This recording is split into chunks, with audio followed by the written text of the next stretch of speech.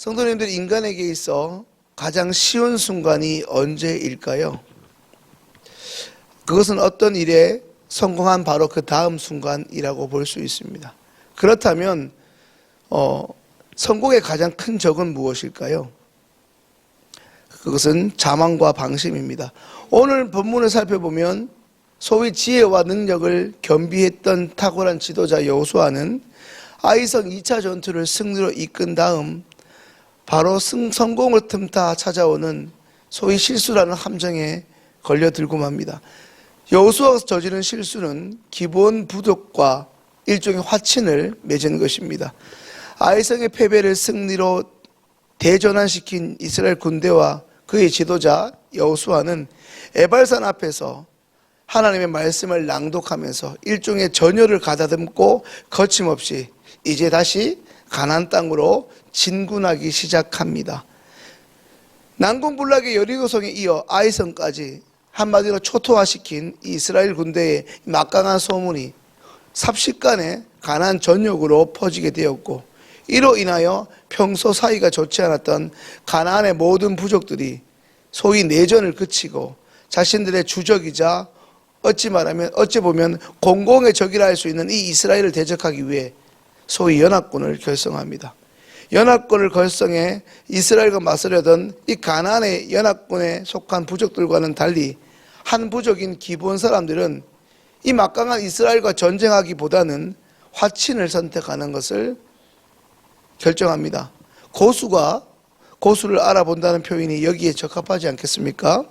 비록 기브온 사람들이 여호수아의 군대에게 전쟁 대신 일종의 백기투항이라 볼 수 있는 화친을 제안하긴 했지만 기브온 역시 막강한 힘을 가진 민족임에 틀림없었습니다. 당시 기브온 성은 웬만한 대제국의 수도에 버금가는 큰 성인데다가 당시 기브온 사람들은 용맹한 군사들로 당시 가나안 전체에 소문이 자자했던 민족이기 때문에 그처럼 강한 이 기브온 민족들이 싸워보지 않은 채 이스라엘 군대에게 먼저 이와 같은 화친을 제안한 것은 사실 놀라운 일이 아닐 수 없었습니다. 그것은 그들이 가진 합리성에 근거한 어찌 보면 현명한 판단 때문임을 우리는 여호수아 9장의 곳곳을 통해 확인할 수 있게 됩니다. 그들은 아마도 여호수아와 이스라엘 군대가 여리고성과 아이성에서 이미 이룬 위대한 승리를 너무나 잘 알고 있었기 때문입니다. 뿐만 아니라 기브온 족속들은 헤스본 왕 시온과 바산 왕 옥을 무너뜨린 이 이스라엘 군대의 용맹스러움도 잊지 않고 잘 기억하고 있었습니다. 소위 뛰어난 검객은 칼만 대봐도 자신과 대결할 상대가 얼마나 센가를 금세 파악할 수 있다고 하지 않습니까? 비록 가나안에서는 용맹스럽기로 그리고 큰 힘을 가졌다고 소문난 이 기본이었지만 그래도 자신들의 힘만으로 하나님께서 함께 하시는, 하나님께서 친히 진두지휘하시는 이스라엘을 상대할 수 없다는 사실을 그들은 금세 파악하고 이 현실을 무시하지 않고 냉정하게 판단한 이후에 결코 무모한 전쟁을 벌이지 않게 된 것입니다. 냉정하게 현실을 직시하고 나서 싸우지 않고 어찌 보면 포기하는 것처럼 보이는 그들은 화친을 먼저 이스라엘 군대에게 제안합니다. 어쩌면 그들은 이미 잘 알았습니다. 무조건 일말의 자존심을 부리며 전쟁을 벌이는 것만이 능사도 그리고 용기가 아님을 말입니다. 오히려 그들은 지금 자존심이 상해도 싸우지 말아야 할 때는 무기를 내려놓고 때를 기다리는 것이 용기라는 것을 알고 그것을 알고 있는 현명하고 지혜로운 민족이었습니다. 어찌 보면 그들의 그 현명한 지도자로 인해 그 기본성의 모든 사람들은 목숨을 부지할 수 있었습니다. 용맹스럽기만 한 것이 아니라 때로는 지혜롭고 현명할 줄 알았던 이 지도자의 대처로 인해 목숨을 건지게 된 기본 사람들과 대조적으로 그들에게 어이없이 화친 조약을 맺으며 가나안 땅에 있는 모든 부족을 진멸하라는 하나님의 명을 어겨버린 여호수아와 그의 군대는 어떤 실수를 했습니까? 자신을 멀리서 여행 온 민족이라고 둔갑시키며 화친 맺기를 원하는 기본 사람들의 요구에 양식을 취하고 이내 그들과 화친한 여호수아가 실수한 연유는 무엇 때문입니까? 좀 전에 처음에 말씀드린 것처럼 그것은 그들에게 있었던 방심과 그로 인한 자만 때문입니다. 기브온은 자신들의 신분과 정체를 알면 결코 이스라엘 백성들이 화친의 조약을 맺어주지 않을 것을 너무나 잘 알고 철저히 이스라엘과 화친하기 위해서 사전에 굉장한 연구와 조사를 했습니다. 쉽게 말해 이번 이스라엘과의 그 화친을 위해 치밀하게 준비했다는 것입니다. 오죽했으면 지혜와 능력을 겸비했던 여호수아가 이리 쉽게 속아 넘어갔겠습니까? 이것은 기브온은 철저히 이스라엘을 알았으나 반면에 이스라엘은 전혀 기브온을 알지 못한 채 속수무책으로 당했다는 것입니다. 오늘 본문 7절 말씀 함께 읽겠습니다. 이스라엘 사람들이 히위 사람에게 이르되 너희가 우리 가운데 거주하는 듯하니 우리가 어떻게 너희와 조약을 맺을 수 있으랴 하나.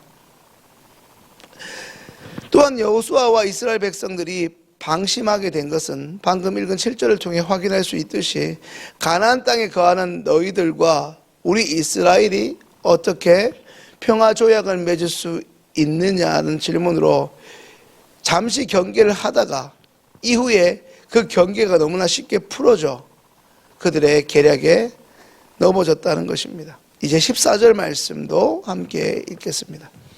무리가 그들의 양식을 취하고는 어떻게 할지를 여호와께 묻지 아니하고, 다음 시간에 자세히 살펴보겠지만 기브온의 이와 같은 거짓말이 3일도 되지 않아 탄로나게 되지만 당시에는 그렇게 쉽게 너무나 어이없이 기브온의 말에 속은 근본적인 이유는 이스라엘 백성들이 특별히 여호수아가 기브온 사람들의 그 말만 믿었을 뿐 방금 14절에 나오는 말씀처럼 하나님께 전혀 기도하며 지혜를 구하지 않았다는 말씀입니다.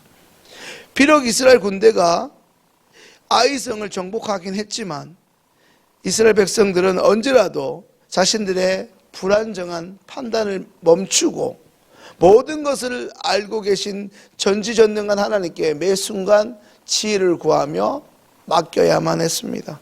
그런데 여호수아는 어느 순간 오늘 말씀처럼 자만하였고 방심한 끝에 하나님께 엎드리지 않고 순간 자신의 능력과 경험으로 이번 문제를 쉽게 여기고 자신의 능력으로 해결하려고 한 것입니다.